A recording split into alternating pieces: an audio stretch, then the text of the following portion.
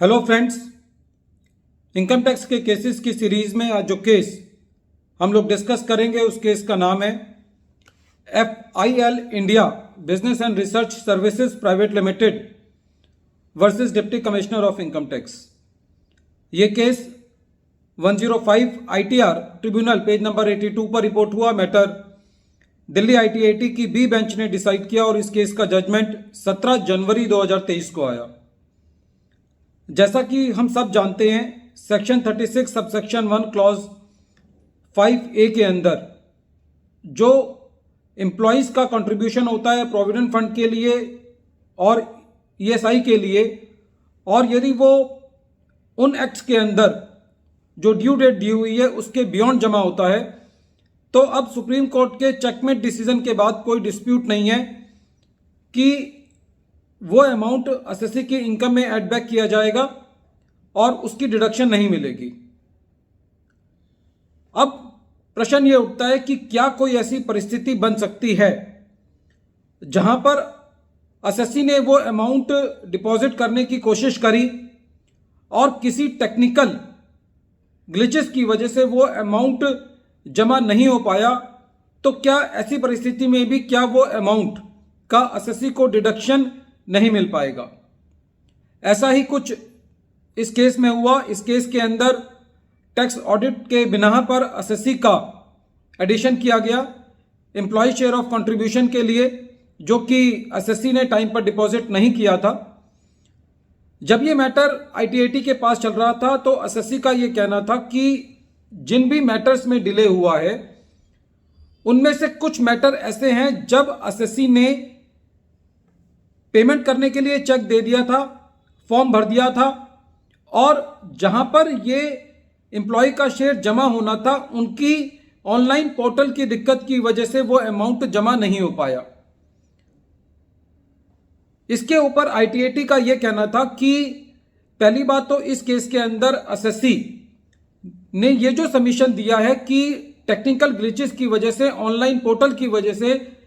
Provident fund के ये amount नहीं जमा हो पाया,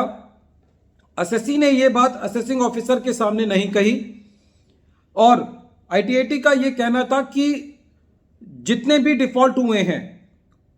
और उन डिफॉल्ट में से वो डिफॉल्ट जो कि टेक्निकल ग्लिचेस की वजह से नहीं हुए,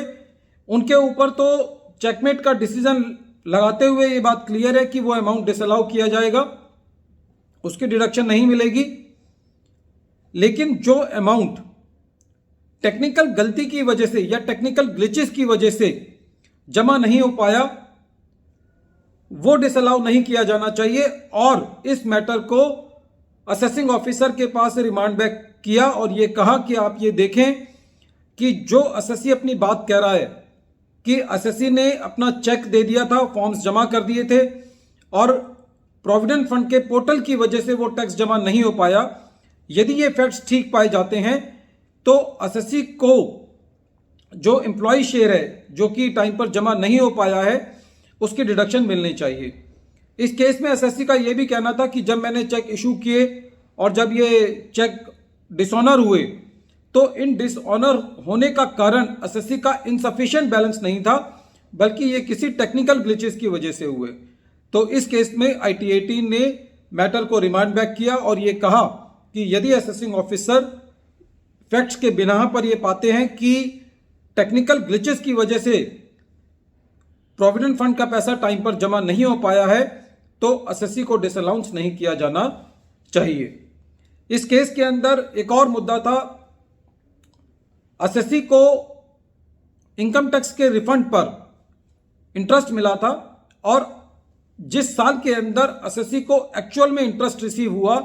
उस साल एसएससी ने उसके ऊपर टैक्स जमा कर दिया। लेकिन ड्यूरिंग द